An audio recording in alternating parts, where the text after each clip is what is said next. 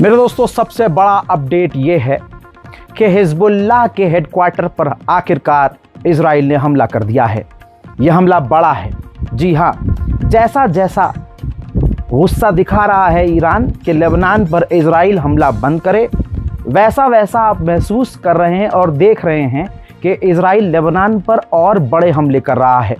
Beirut के इलाके में, रहायशी इलाके में इजराइल ने बड़ा हमला किया, फिर दावा किया कि हमने हिजबुल्लाह के हेडक्वार्टर को निशाना बनाया है।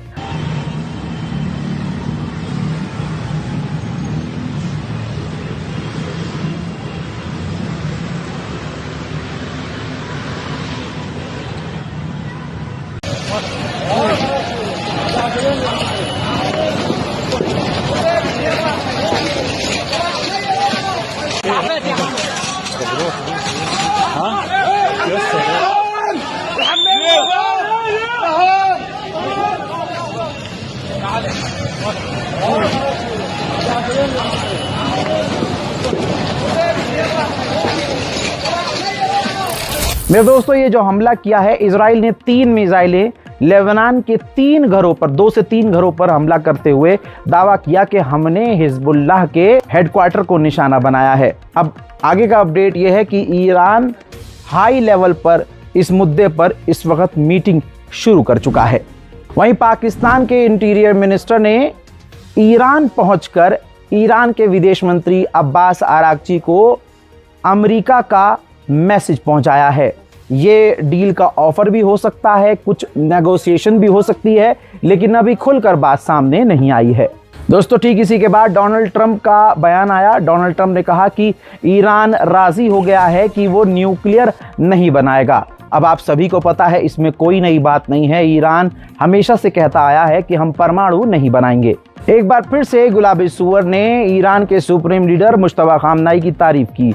उन्होंने कहा, गुलाबी सुअर ने कहा कि जब कोई बहुत बुरी तरह से घायल हो जाता है तो वो बात नहीं करता, लेकिन मुश्तबा खामनाई बात कर रहे हैं और वो काफ़ी हिम्मत दिखा रहे हैं। मेरे दोस्तों, गुलाबी सुअर डोनाल्ड ट्रंप जो अभी बात कर रहा है, जिस तरह की बात कर रहा है, मुझे पर्सनली, ये मेरी पर्सनल राय है, कोई इसको खबर मत मान लेना, मैं अपना पर्सनल रिव्यू दे रहा हूँ। जिस तरह की ये बातें कर रहा है, डील काफ़ी मुश्किल है, क्योंकि गुलाबी सुअर ने साथ में ये भी बात बोली कि अगर ईरान डील कर लेता है तब भी हम ईरान के पैसे तुरंत अनफ्रीज नहीं करेंगे। हम पहले देखेंगे ईरान किस तरह से काम कर रहा है, कैसा काम कर रहा है, तब हम रिलीज करेंगे। यही होल पॉइंट है, यहीं पर गुलाबी सुअर आगे खेल करेगा। आगे डोनाल्ड ट्रंप ने यह भी कहा है कि अभी फिलहाल ईरान, और हम बात कर रहे हैं कि ईरान के अंदर जो हाईली एनरिच यूरेनियम है उसको किस तरह से तबाह किया जाए।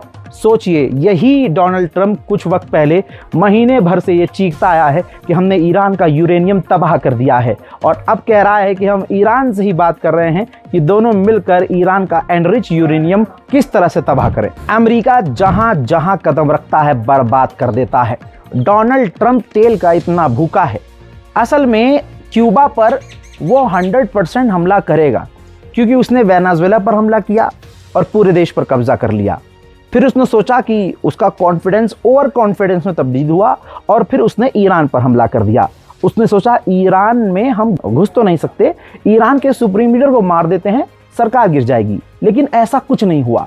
डोनाल्ड ट्रंप की जितनी प्लानिंग थी उनमें से कुछ भी कंप्लीट नहीं हो पाई, सक्सेस नहीं हो पाया।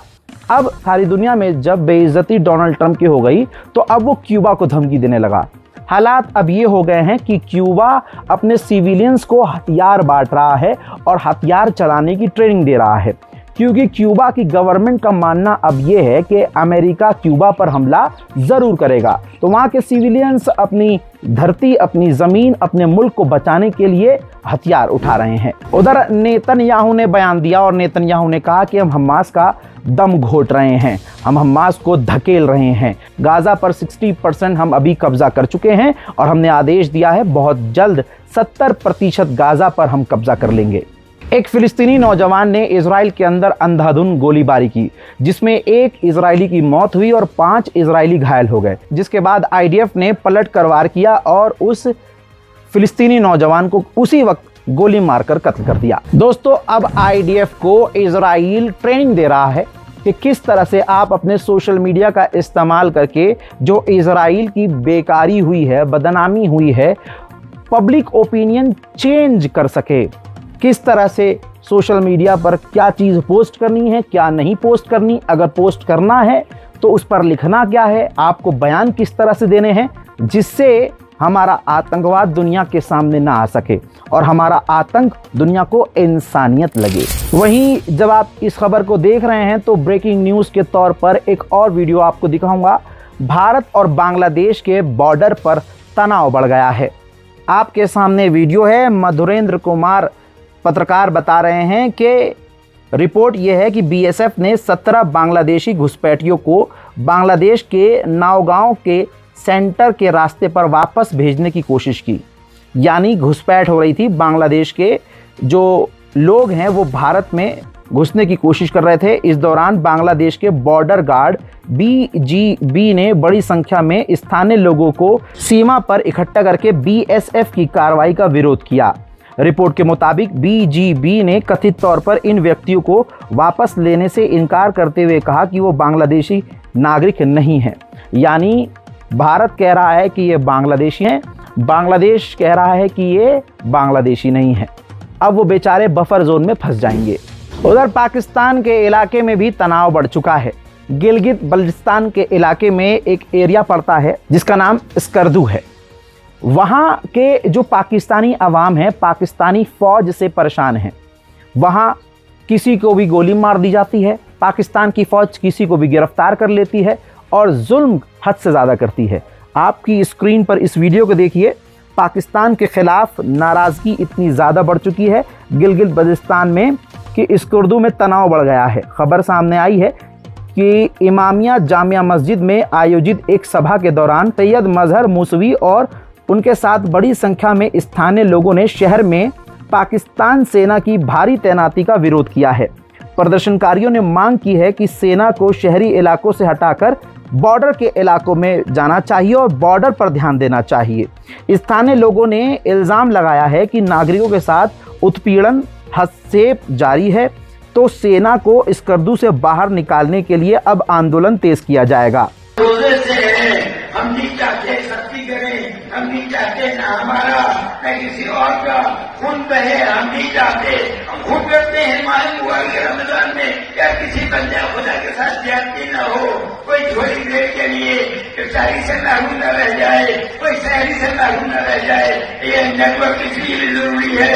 बहुत से लोग शहरी पर एक दूसरे को मोबाइल पर ट्यून के जरिए एक दूसरे को जगाते हैं कि हमारे मसाइल मेहरबानी करें, मेहरबानी करें। मैं इंतजामिया से भी कहता हूँ, सिविल इंतजामिया से और फौज से कहता हूँ, मेहरबानी आप अपनी तनख्वाह पे रहें, अपनी जगह पर रहें, अपनी चौकीदारी करें। ऐसा न हो, ऐसा न हो, ऐसा न हो कि हम ये मुतालबा करें कि फौज का शहर में कोई काम नहीं है। हम तुम्हारी किसी बिल्डिंग को यहाँ बनने नहीं देंगे। हम बार्डरों पर है, बार्डरों पर रहो। शहर में तो इंतजामिया है ना, कमिश्नर है ना, डीसी है ना, तुम्हारी क्या जरूरत है? क्या करना कि हम तुम्हें स्कर्दू से निकाल कर बाहर करें। माशाअल्लाह। शरीफ लोग हैं, हम शरीफ लोग हैं। हम फरमा को क्यों मानते हैं, फरमा के पीछे क्यों चलते हैं, आबा बकर के पीछे क्यों चलते हैं, आबा जाफर के पीछे क्यों चलते हैं, आबा के पीछे क्यों चलते हैं? ये शरीफ लोग हैं। यहाँ तक कि पाकिस्तान के ब्रिगेडियर को किसी ने कुत्ता कह दिया तो आवाम भड़क गई। आवाम कहने लगी पाकिस्तान की, अरे ये तो कुत्ते का अपमान है। आपकी हंसी निकल जाएगी। इस वीडियो को देखिए। तुम सब इसकी सजा पाओगे। कश्मीरियों तगड़े हो जाओ। ये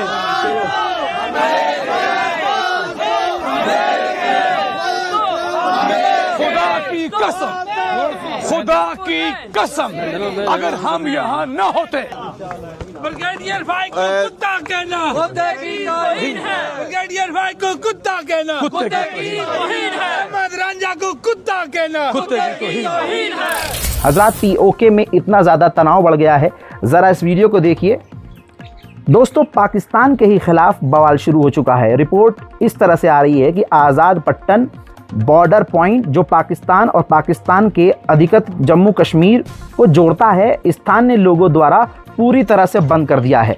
दावा किया जा रहा है कि प्रदर्शनकारियों ने सड़क रोक दी है, आना जाना बंद कर दिया है, रास्ता ब्लॉक कर दिया है। आज़ाद पट्टन क्रॉसिंग पीओके और पाकिस्तान के बीच एक इम्पोर्टेंट रास्ता माना जाता है। ज़बरदस्त बवाल चल रहा है। पीओके के इस इलाके पर नज़र डालिए। बेटी काल पर आज़ाद पत्तन एंट्री पॉइंट हुई बंद। राती तुझे की पता कि जड़ा वाक़या होया उमर नज़ीर कश्मीरी की बेचारे की गोली लगी, नाल उसमें शाहज़ेब कश्मीरी बेचारा शहीद हुए। ये मामला 9 जून की होने से, लेकिन ये नाल हुकूमत जड़ी दी ना ये पहले कुछ कराने चाहनी है। देखो एंट्री पॉइंट तमाम एंट्री पॉइंट आज़ाद पत्तन की सूरत हाल दी, बाकी एंट्री पॉइंट भी इंशाल्लाह इस तरीके बंद हुई है। तमाम कश्मीरी ने तमाम कि निकलो अपने हाथ तक जितना जितना वीडियो करनी इसकी शेयर करो। हजरात, ये है वो ब्रेकिंग न्यूज़ जिसका मैं इंतज़ार नहीं कर सकता था कि मैं कल आपको अपडेट दूं। आपको मालूम है कि पिछले लगभग 6-7 दिनों से मैं कश्मीर में हूं, लेकिन कोई भी अपडेट मैं छोड़ नहीं रहा हूं। तमाम अपडेट ऑन टाइम मैं आपको देने की कोशिश कर रहा हूं। अगर किसी टाइम आपको लगे कि रज़ा भाई ने ये खबर 2 मिनट बाद दी है, तो इतना ध्यान दीजिएगा कि जो कश्मीर है यहाँ पर लोकल सिम काम नहीं करती है। यहाँ वाईफाई के स्पीड इतने ज़्यादा नहीं है। जिन जिन जगहों पर मैं हूँ तो काफ़ी मुश्किल का सामना करते हुए ये वीडियो आपके पास आ रही है। तो थोड़ा सा हिम्मत दिखाइएगा, थोड़ा सा प्यार दिखाइएगा, इस वीडियो को शेयर कीजिएगा, दुआओं में याद रखिएगा। जय हिंद।